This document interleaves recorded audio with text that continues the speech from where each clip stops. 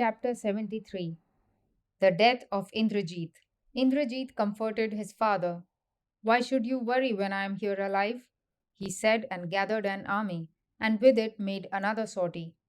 He swooped down on the Vanara forces and killed and wounded thousands of them. They were helpless against his fury. The Brahmastra of Indrajit was effective against even Rama and Lakshmana, who were tied up by it. They lay unconscious on the ground, and the Rakshasa prince went straight to his anxious father with the glad news of this achievement.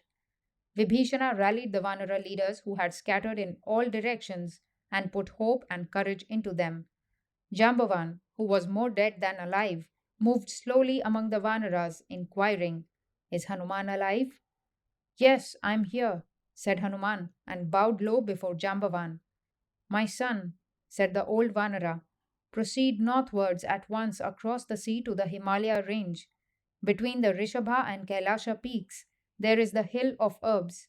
In that hilltop are four medicinal plants.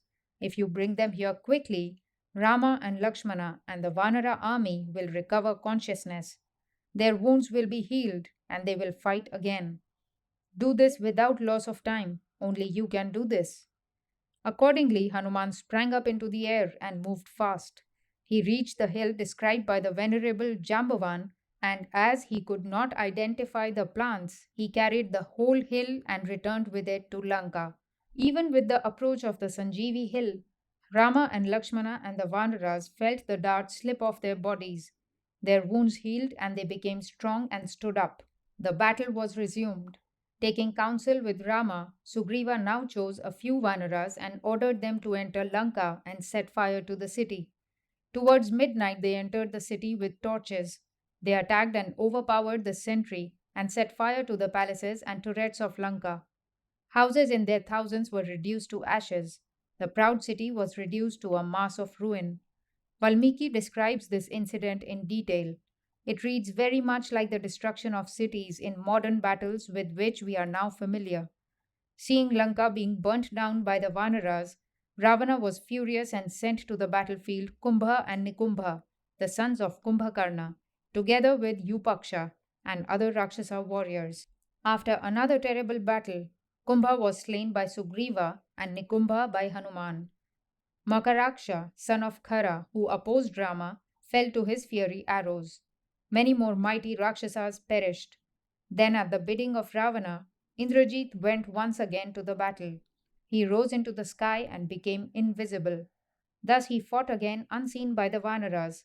Indrajit, by his necromancy, created a Maya Sita, and putting her in a chariot, took her before the Vanara army and seemingly killed her in their presence. Deceived and horrified by this, the Vanaras asked themselves, "What good is it now to continue this war?"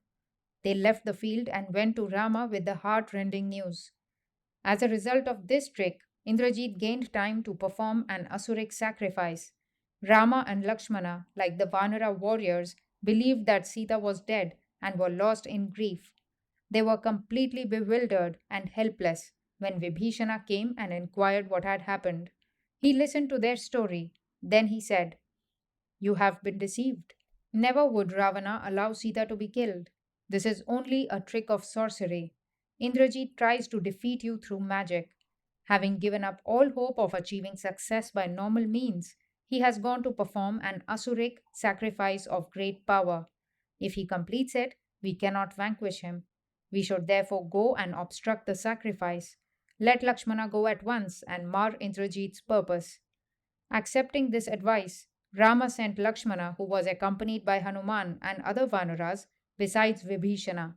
They went to the spot where Indrajit was about to offer oblations to evil spirits. The sacrifice was interrupted, and a long and fierce battle ensued. Ascending his chariot, the son of Ravana sent forth his arrows. Standing on Hanuman, Lakshmana did the same. As they were well matched in strength and skill, the battle lasted long. The chariot of Indrajit was destroyed in the course of the combat, and both the heroes stood on the ground and continued the battle. At last, Lakshmana used the Indrastra spell and, uttering the name of Rama, discharged the fatal arrow. The head of Indrajit was severed and fell to the ground, and as it fell, it shone like fire. The Devas and Gandharvas showered flowers from the heavens. Lakshmana then went to Rama. He was wounded all over and bleeding. He walked slowly, supported by Jambavan and Hanuman. Rama had already heard the news of the death of Indrajit. Lakshmana, he cried, this is the end of the Rakshasa race. You have achieved it. Lakshmana modestly stood back, but Rama seated him on his lap, kissed his head, and gave vent to his joy. You have performed a mighty deed, impossible for anyone else. You have deprived Ravana of his right hand. Who in the world can equal you or Vibhishana or Hanuman? I have no more care. You have vanquished the conqueror of Indra. I feel I have already recovered Sita. The news reached Ravana that Indrajit had been slain by Lakshmana. When he heard that Vibhishana helped Lakshmana in slaying Indrajit, his grief and anger swelled, and the tears he shed burnt where they fell, and from his mouth issued fire. Alas, my son, O peerless warrior, O hero, vanquisher of the great Indra, has death won after all? Have you entered the heaven of heroes? But I should not grieve, he said. But the father's heart would not thus be denied, and again he cried, what? Is Indrajit gone? The world is now empty for me.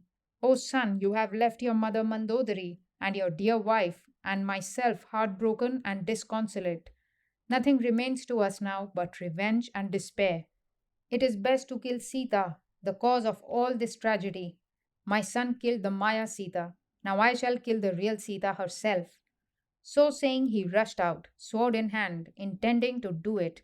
Some fierce Rakshasas, seeing Ravana issuing out in anger, applauded him with joy. But the minister Suparsva was horrified and appealed to Ravana's better sense and what was due to himself as a man and a king. King, he cried, how dare you think such a thought? How can you do it? O Lord of 10 heads, brother of Kubera, are you thinking to kill a woman? Are you going to incur this shame and sin? Can you thus be tempted by anger? You have mastered the Vedas and all the sciences. You have performed many penances. How can you end up with such a thing as this? Who is equal to you? Let us direct our anger against Rama. It will be new moon tomorrow. Gather all your enemies, issue out of Lanka, slay Rama and Lakshmana, and achieve victory. Then take Sita. Put on the armor you have secured from Brahma. Ascend your chariot and go to battle. Ravana felt that Suparsva was right, and his words were good. Seated on this throne, he was silent for a while, lost in profound meditation. Then he addressed the commanders with folded hands, saying, go now with all your strength and slay Rama. If even you fail, I shall go myself and destroy him. Never before had he been so courteous and humble when dealing with his officers. Adversity had taught him this lesson. Mounted on chariots that shone like the hills on the evening horizon, and on the back of great elephants and beautiful horses, Ravana's army went in full force for the great battle. The Vanaras tore up rocks and trees and attacked the Rakshasas fiercely. The Rakshasas returned the attack with equally grim ferocity. The Vanaras jumped about everywhere and worked havoc among the Rakshasas, their chariots, and animals. Each of the Rakshasas was surrounded by many Vanaras and slain. The Rakshasas too did not despair the Vanaras, whom they killed in tens of thousands. Rama bent his bow and sent showers of arrows against the Rakshasas, who destroyed their army like a raging fire. Warriors only saw their companions fall. They could not see Rama because of the shower of arrows. Their fear conjured up a multitude of Ramas, who dealt death in all directions. Countless elephants and horses perished. Thousands of chariots were broken. The Rakshasa army was destroyed, all but a handful who fled into Lanka. The Devas, Gandharvas, and Siddhas sang the praise of Rama from above. In Lanka, the Rakshasa women clung to each other and lamented loudly that Ravana's folly should have brought this great calamity on them.